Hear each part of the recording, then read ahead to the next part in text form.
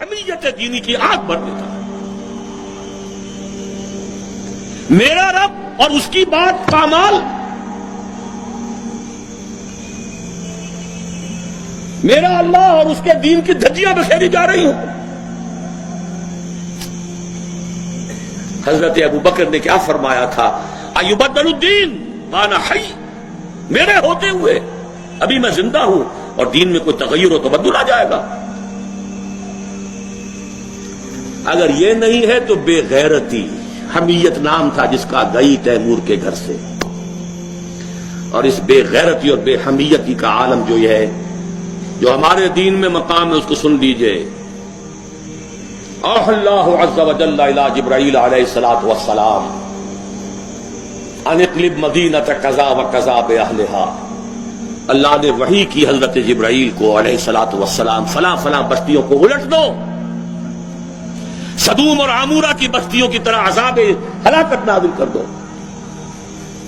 قال فقال، حضور فرماتے ہیں کہ حضرت جبرائیل نے عرض کیا، یا رب ان فیہا عبدک فلانا لم یعصک طرفۃ عین، اے اللہ میں اس بستی کو الٹ دوں، اس میں تیرا فلاں بندہ بھی ہے جس نے کبھی پلک جھپکنے جتنی دیر بھی معصیت میں بسر نہیں کی۔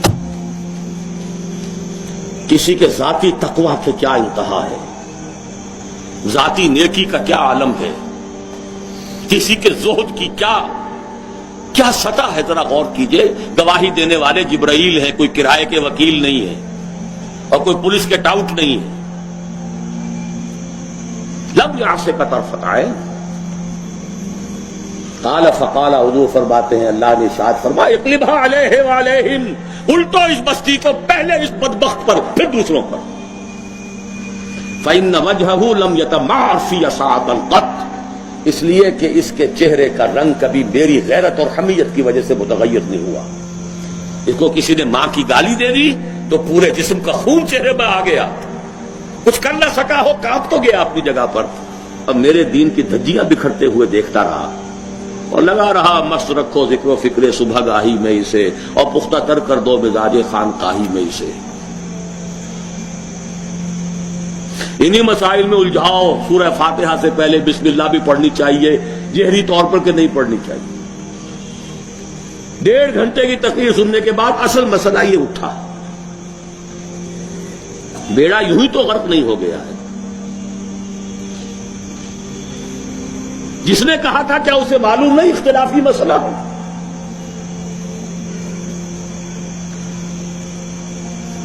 الجھائے رکھو، ہے یہی بہتر الہیات میں الجھا رہے، یہ کتاب اللہ کی تعویلات میں الجھا رہے۔ چوتھی چیز، اگر یہ ایمان باللہ حقیقی پیدا ہو جائے گا تو توکل صرف اللہ پر، اسباب پر نہیں، وسائل پر نہیں۔ تفویض الامر الی اللہ، وافوض امری الی اللہ ان اللہ بصیر بالعباد، اور راضی برضائے رب۔ اے اللہ میں نے اپنی جان کھپا دی، ابھی تیری مشیت میں نہیں ہے کوئی نتیجہ نکلنا، میں راضی ہوں۔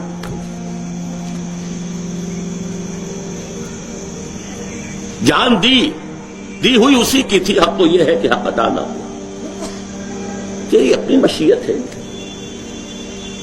اس کی بے نیازی کا عالم یہ ہے کہ جلیل القدر نبی، اللہ اکبر، حضرت یحییٰ علیہ الصلوۃ والسلام، وآتیناہ الحکم صبیا وحنانا من لدنا وکان تقیا، اور ایک رقاصہ کی فرمائش پر گردن اڑا کر تشت میں رکھ کر سر پیش کر دیا، نہ آسمان پھٹا نہ زمین شق ہوئی۔ اس کی بے نیازی ہے۔ اب کون؟ اپنا فرض ادا کرنا ہے بس، توکل اس پر، تفویض الامر اس کو، اور اس کی رضا پر راضی۔ ہم بھی تسلیم کی خو ڈالیں گے، بے نیازی تیری عادت ہی صحیح۔ 4 چیزیں ہوں گی تو یہ جہاد فی سبیل اللہ ہوگا۔ اور ابھی صرف ایمان باللہ کی بات ہوئی ہے. اس کے بغیر کود جاؤ میدان میں، رام بھلی کرے گا. سیاسی جو ہے لوگ اپنے حوصلہ مندیوں کا نشانہ بناتے ہیں، ایکسپلائٹ کرتے ہیں نوجوانوں کو.